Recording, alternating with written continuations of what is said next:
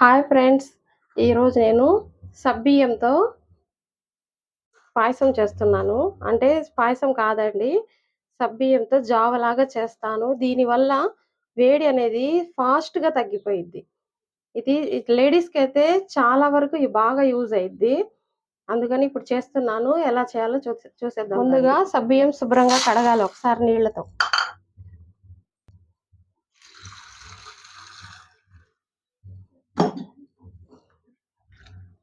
ఒకసారి శుభ్రంగా కడిగి పక్కన పెట్టేస్తే బాగా మెత్తగా అయిపోతాయి. అవి త్వరగా ఉడకడానికి అవకాశం ఉండిద్ది.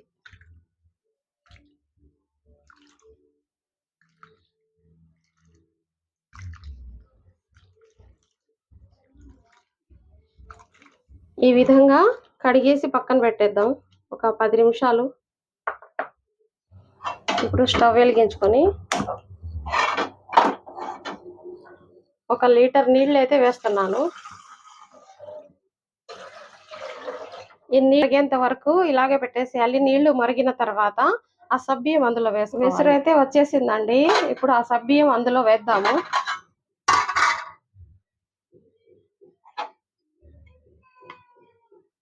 ఈ విధంగా వేసుకోవాలి.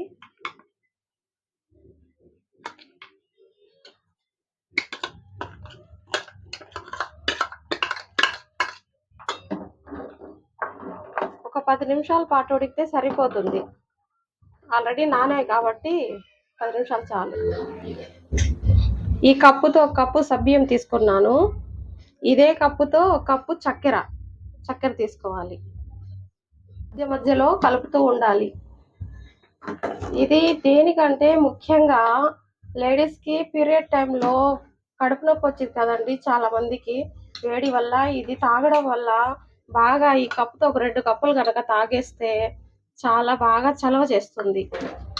ఒక 5 నిమిషాలు ఉడికిపోయాయండి. బాగా చూడండి, 50% ఉడికితే చాలు. అంతకన్నా ఎక్కువ ఉడికితే మరీ గడ్డగా అయిపోయింది. 50% ఉడికింది. ఇప్పుడు చక్కెర వేసుకుంటున్నాను. ఈ చక్కెర వేసి బాగా కలపాలి. సబ్బియ్యం అనేది ఒక 50% ఉడికిన తర్వాత వేసుకుంటే చక్కెర బాగుంటుంది. ముందే వేస్తే కనుక సబ్బియ్యం ఉడకవు. రెడీ అయిపోయిందండి సబ్బియ్యం జావా. 10-15 నిమిషాల్లో రెడీ అయిపోయింది సింపుల్గా. ఇంక స్టవ్ అయితే ఆఫ్ చేస్తున్నాను. ఇది బాగా చల్లారినాక తాగాలి.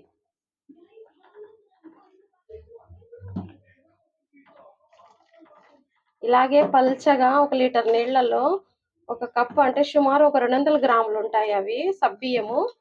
200 గ్రాములకి 200 గ్రాముల చక్కెర వేసుకొని జావ కాచుకొని తాగితే వేడి చాలా ఫాస్ట్గా తగ్గిద్ది బాడీలో. చూడండి ఎలా ఉందో పల్చగా. ఈ జావ తాగితే ఎవరికైనా బాగా వేడి తగ్గుతుంది.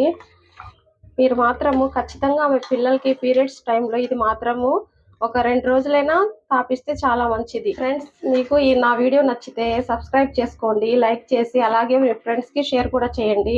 మీరు సపోర్ట్ చేస్తే ఇంకా మంచి వీడియోలతో మేము ముందుంటాం. అంతవరకు బాయ్.